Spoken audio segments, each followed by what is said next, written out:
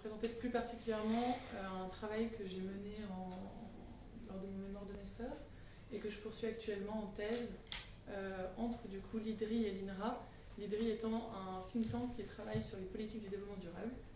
Et donc je suis co-encadrée à l'IDRI par Pierre-Marie Aubert et à l'INRA par Jean-Marc Ménard. Donc ma présentation porte sur mes discours sur le futur de la méthanisation agricole,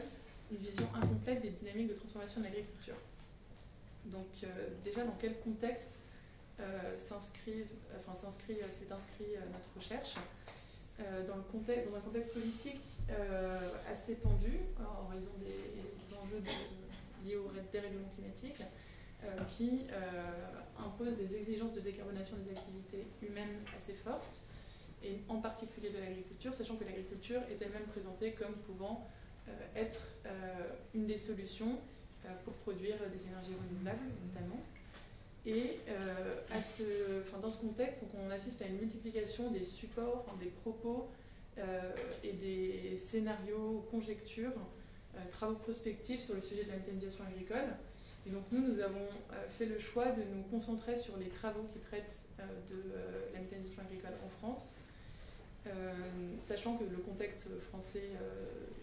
de ces travaux donc, est assez spécifique, avec une importance du secteur agricole, des distributeurs de gaz assez unifiés. Et donc, ce qui est intéressant, c'est qu'on étudie des travaux français, mais avec notamment un travail réalisé plus par une ONG européenne qui critique ces travaux français. Donc, parmi ces propos assez divers sur le futur de la méthanisation agricole,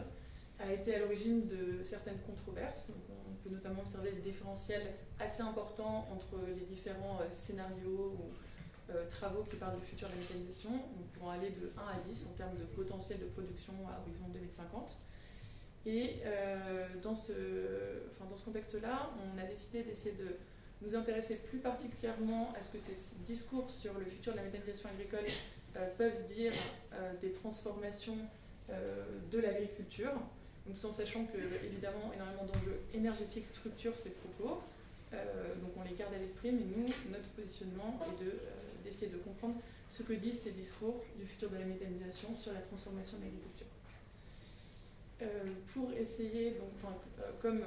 on se place dans le contexte français, où notamment il y a un objectif affirmé de transition agroécologique, on a pris appui sur les conclusions des États généraux de l'alimentation de 2017 pour identifier les critères de transition agroécologique qu'on allait plus ou moins qu'on allait regarder dans ces scénarios. Et donc c'est à peu près tout pour le contexte, et ça mène donc à vous présenter les deux questions de recherche qui structurent ce travail.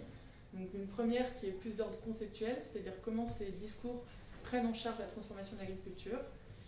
qu'est-ce qu'ils peuvent nous raconter de l'avenir d'une agriculture où la méthanisation agricole est partie prenante des activités agricoles. Et une deuxième question qui est plus évaluative, qui est la suivante, du coup, qu'est-ce qu'ils nous disent ou pas, parce que ce que ne nous disent pas certains discours est aussi très important, du rôle de la méthanisation agricole dans la transition agroécologique. Dans la première partie, je vais vous résumer matériel et méthode. Donc, j'emploie souvent le terme discours sur le futur de la méthanisation. Et en fait, ça fait notamment référence à un spectre d'activités de fabrication des représentations des futurs, donc comme l'écrit Sarah Marzo dans sa thèse, activités du coup qui peuvent être de nature différente. Donc nous sommes particulièrement intéressés à des scénarios, mais justement pas seulement. Donc ici vous pouvez en voir la liste, le scénario, mais également des études qui ont accompagné ou modifié la réception de ces scénarios, des critiques potentielles de ces travaux prospectifs, de ces études, également des entretiens qu'on a menés avec des acteurs pour essayer de mieux comprendre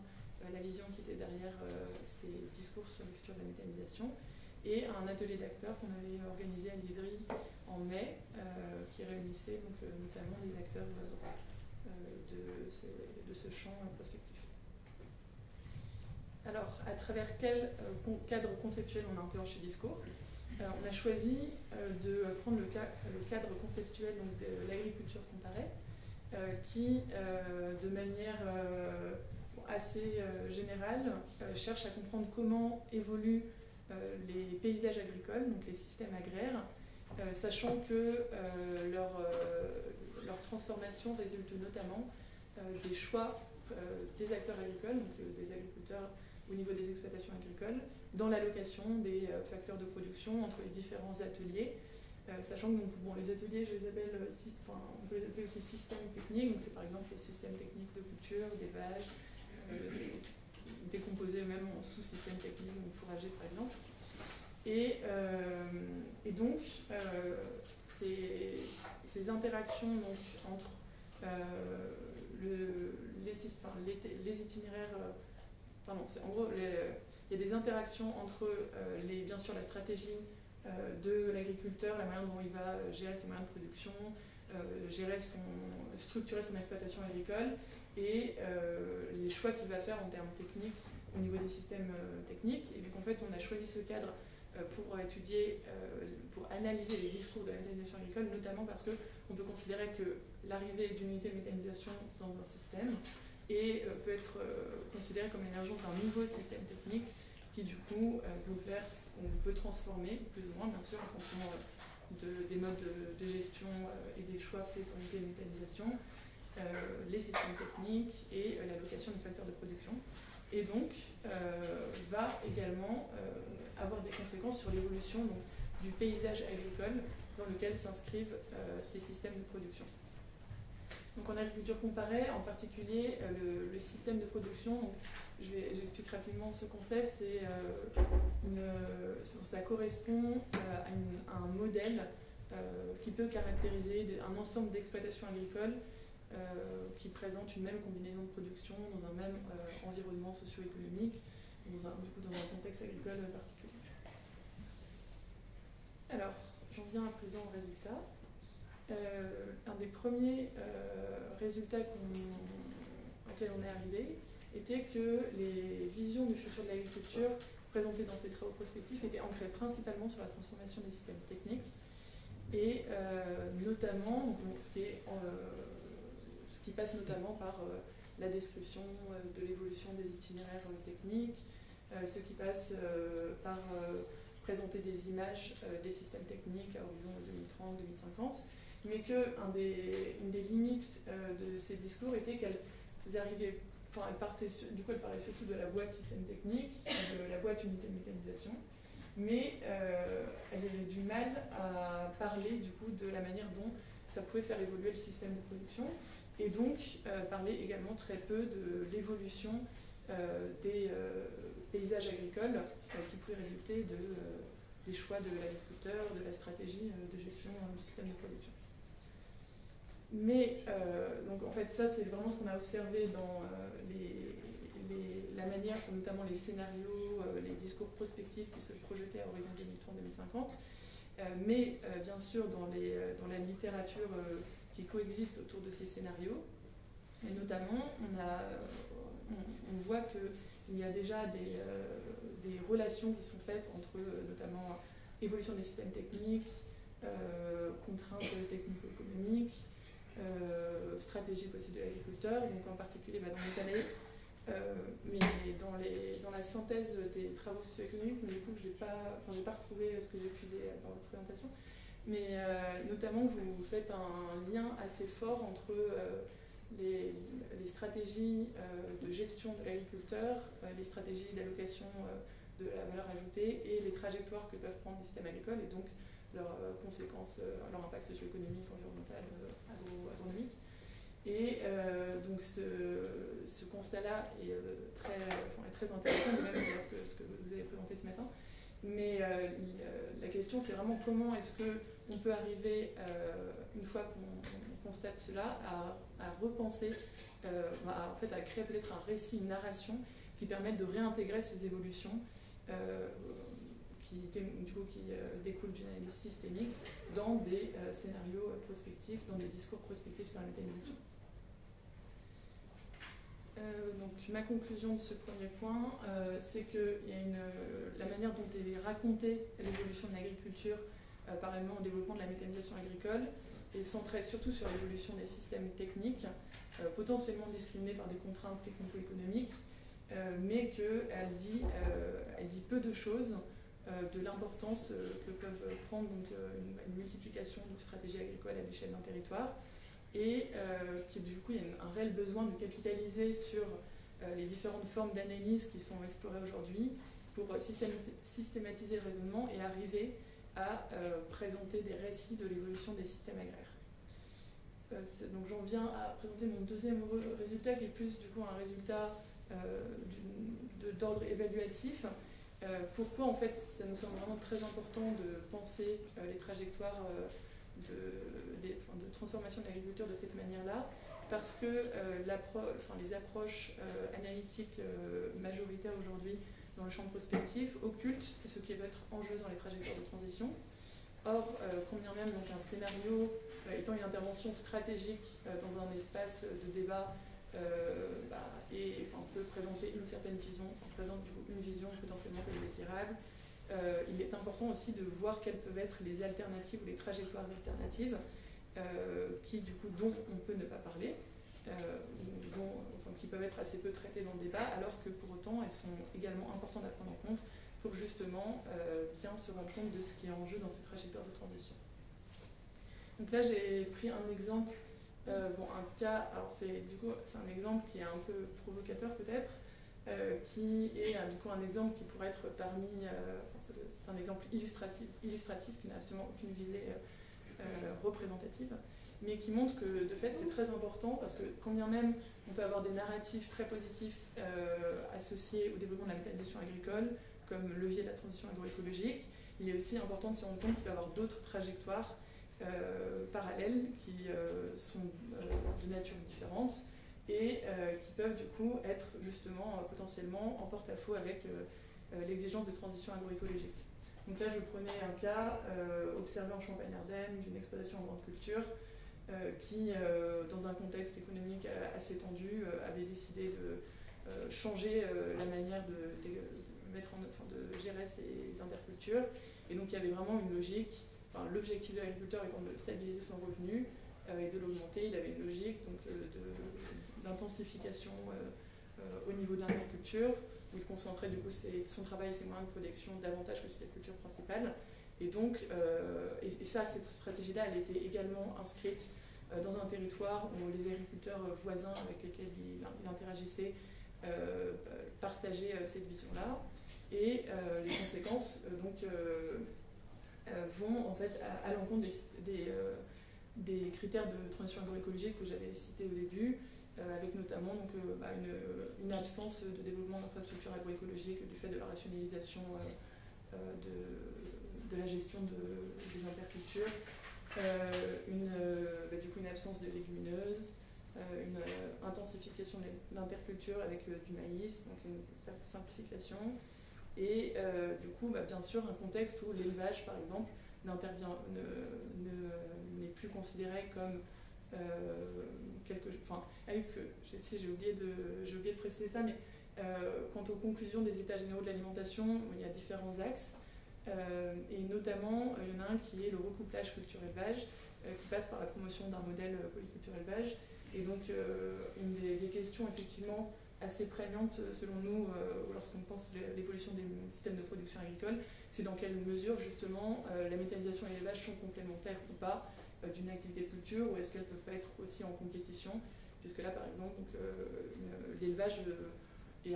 à un élevage possible se substitue une activité de méthanisation qui répond aux objectifs de l'agriculteur. Et donc la présentation de ce cas-là, c'est vraiment pour se dire que les acteurs prospectifs, les concepteurs de prospective, lorsqu'ils interviennent dans le débat, indirectement ou directement, ils cherchent à influencer les politiques publiques ou à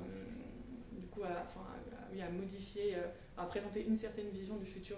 de la méthanisation. Et donc, si on veut mobiliser la filière, il nous semble vraiment important d'arriver à raconter des histoires de transition des systèmes de production agricole, des histoires du coup où on se donne les moyens de raconter ce qui est en jeu dans les trajectoires pour pouvoir, en fonction des objectifs politiques qu'on se pose, choisir. Voilà. Et en particulier du coup, dans un contexte où les politiques publiques sont potentiellement en voie d'évolution sur l'encadrement de la méthanisation agricole, Donc il semble particulièrement important de replacer cette méthanisation dans des contextes de soutien économique ou de soutien subvention publique assez différenciés. Et donc je conclus donc rapidement sur le fait que il nous semble vraiment important d'arriver à systématiser, lorsqu'on étudie la durabilité des systèmes agricoles et leur évolution dans le temps, de systématiser une approche qui permet de décrire des trajectoires d'évolution, et cela vraiment pour pouvoir appréhender pleinement les enjeux de la durabilité des systèmes, en particulier dans une optique de transition agroécologique. Donc les limites de mon travail sont notamment le fait que je ne suis pas certaine, disons qu'on a choisi on a étudié les travaux prospectifs qu'on avait identifiés comme étant assez prégnants dans le débat français sur la méthanisation, mais il y en a certainement d'autres, peut-être, si on a dans la salle qui en connaissent, dont nous n'avons pas entendu, que nous n'avons pas identifié, donc c'est intéressant d'enrichir avec cela, et également que le cadre d'analyse d'agriculture comparée, il gagnerait, je pense, à être affiné notamment en réfléchissant à comment le coupler aussi avec l'étude des systèmes sociotechniques. Et donc ça, voilà, c'est un travail qui sera fait, je pense, j'espère, durant ma thèse. Et donc rapidement, d'ailleurs, j'en profite pour vous présenter mon sujet de thèse, s'il y en a que ces questions de recherche intéressent. Donc en théorie, on avait prévu un peu ce déroulement-là, une première phase de travail empirique qui visait à étudier les trajectoires des systèmes sociotechniques au niveau des exploitations agricoles qui sont reliées à une activité de méthanisation agricole. Donc système sociotechnique, très rapidement, quand on parle de système sociotechnique, on se réfère en gros à l'ensemble des déterminants, acteurs, réseaux, normes, pratiques, connaissances, qui vont conditionner le processus d'innovation dans un système. Donc en l'occurrence, comment une méthanisation particulière va arriver dans ce système et va le faire évoluer, va s'inscrire en fonction du système et va potentiellement le faire évoluer. Et un deuxième axe empirique qui repose sur l'étude des changements induits sur les structures par la méthanisation, donc comment se déploie empiriquement la méthanisation à l'échelle des structures agricoles. Et cette partie plus empirique a pour but d'alimenter une partie un peu plus théorique sur quels sont les modes de régulation politique, les modalités notamment d'une méthanisation durable. Et cela, donc, ça passera, je l'espère, par justement, à partir de notre travail empirique, un certain enrichissement des scénarios ou des travaux prospectifs qui sont réalisés aujourd'hui sur le sujet. Donc voilà, merci beaucoup pour votre attention. Merci. On peut se donner 5 minutes pour des questions.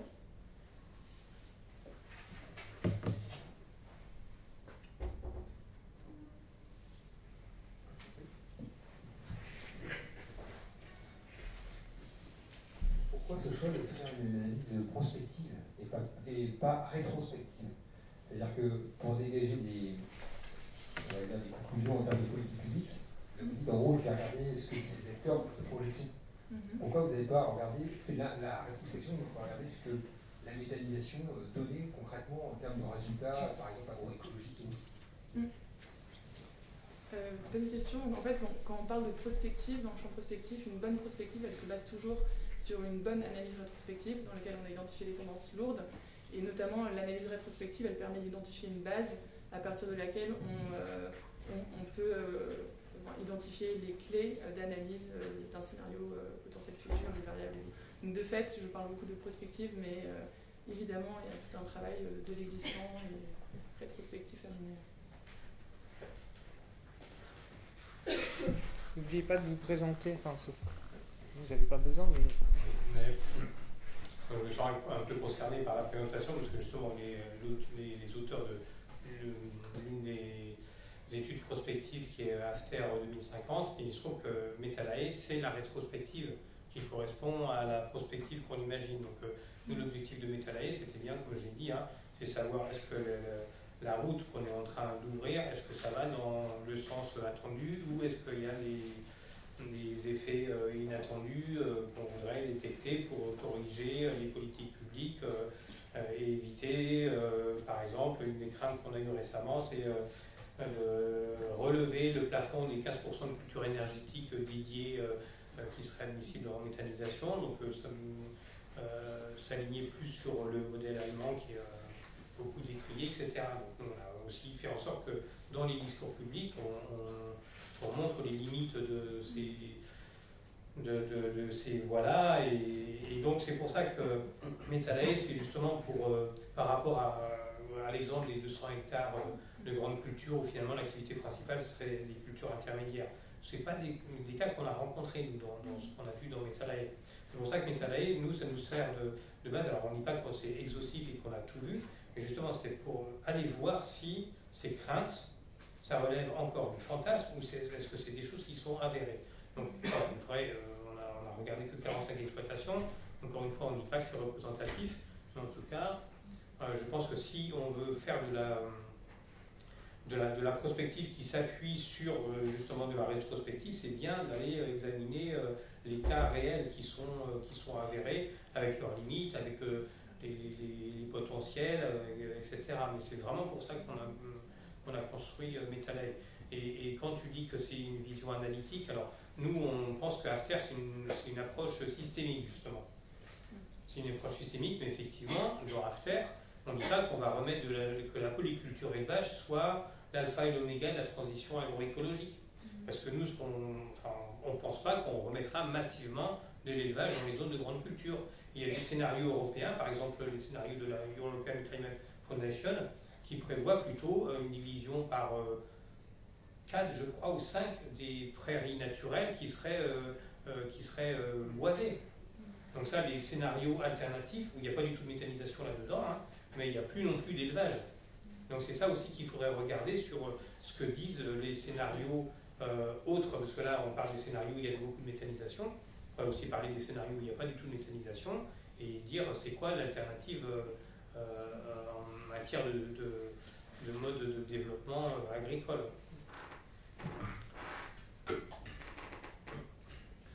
Juste pour prendre la défense du scénario, le scénario de la culture arcive en Champagne-Ardenne, je l'ai vu, hein, il existe, c'est pas juste hypothétique. C'est un vrai risque aussi. Oui, c'est un risque.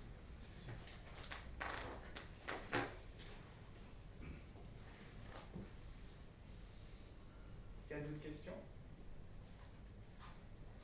Bien, je vous propose qu'on s'arrête là pour ce matin.